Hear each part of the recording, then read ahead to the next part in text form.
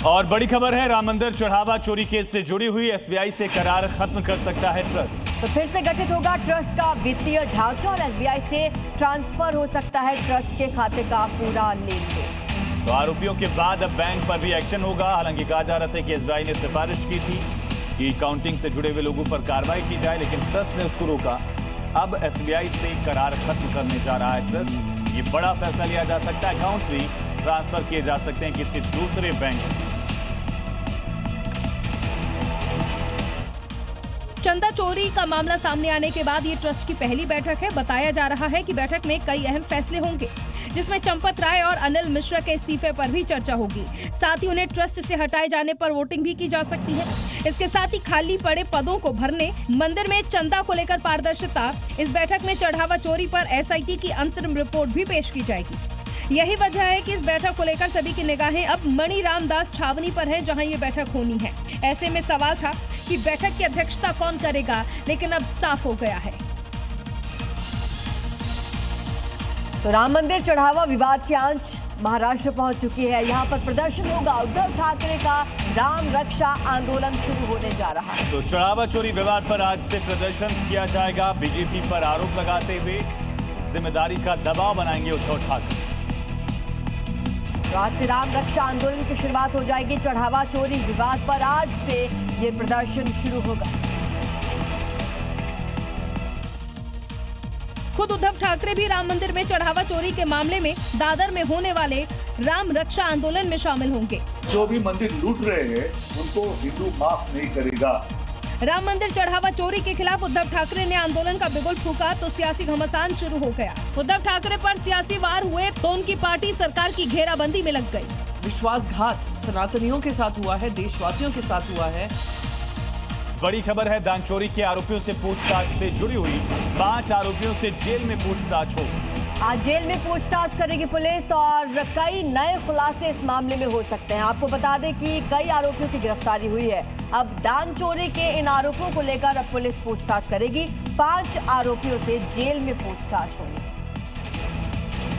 पूरा मामला जिसको लेकर अब सख्ती बढ़ती जा रही है।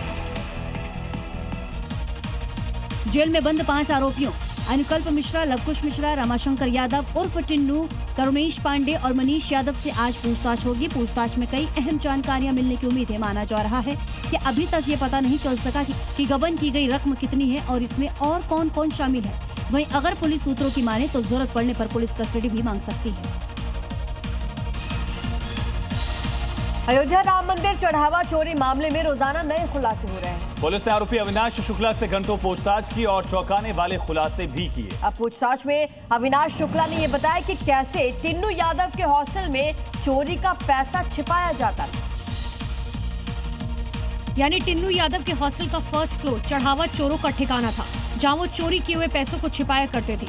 सूत्रों के मुताबिक अविनाश ने बताया कि पैसा चोरी करने के बाद वो पैसों को टिन्नू के हॉस्टल लाते थे, जहां हॉस्टल के पहले फ्लोर पर पैसों को छिपाया जाता था, जहां किसी को जाने की इजाजत नहीं थी।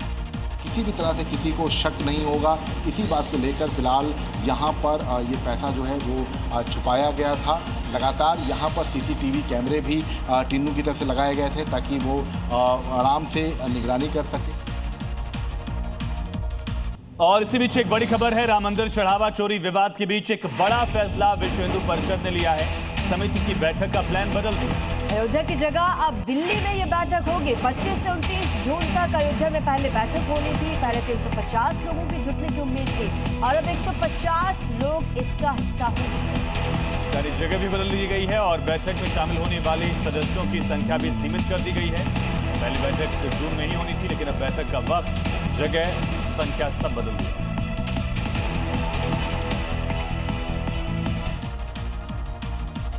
चढ़ावा चोरी मामले में अब दूसरा बड़ा खुलासा हुआ जो चढ़ावों के गहनों से जुड़ा हुआ है। दरअसल चोरी के बाद उन गहनों को गलाकर सोने के बिस्किट बनाए जाने का डाउट है, क्योंकि जांच में रुपयों से लेकर प्लॉट तक का तो पता चला, लेकिन ज्वेलरी बरामद नहीं है। क्योंकि राम भक्त अपनी आस्था प्रकट करने के लिए और अपनी हैसियत के हिसाब से कई तरह के आभूषण भी राम मंदिर में दान करते थे, लेकिन भक्तों द्वारा चढ़ाए गए सोने चांदी और अन्य बहुमूल्य रत्नों का कोई विस्तृत ब्यौरा नहीं रखा जाता था। इसी ढिलाई का फायदा आरोपियों ने उठाकर आभूषण चुराए थे। माना जा रहा है कि आरोपियों ने उन आभूषणों को सीधा बेचने के बजाय सबूत छिपाने के लिए उन्हें गलवा कर सोने के बिस्किट बनवा दिए थे। इसके साथ ही ट्रस्ट ने पहले चरण में 944 किलोग्राम चांदी को जांच और गलाने के लिए भारत सरकार की संस्था मिंट को भेजा था, जिसके बाद आरोपियों ने भी चुराए गए आभूषणों को इसी तरह गलाने वाली योजना बनाकर उन्हें ठिकाने लगा दिया था। राम मंदिर दान चोरी को लेकर अयोध्या के हरिधाम गोपाल मंदिर के महंत राम दिनेशाचार्य का बयान सामने आया। दिनेशाचार्य ने कहा कि जांच निष्पक्ष होनी चाहिए, कमेटी में सरकारी लोगों के बजाय धर्माचार्यों की नियुक्ति हो। आगे कहा कि अगर कमेटी में सरकारी लोग होंगे तो फिर से ऐसे ही चोरी होगी। साथ ही उन्होंने आगे ये भी कहा कि चंपत राय निर्दोष है, उन पर कोई आरोप नहीं लगे हैं, लेकिन अगर उन पर आरोप लगे हैं तो जांच भी तो चल रही है।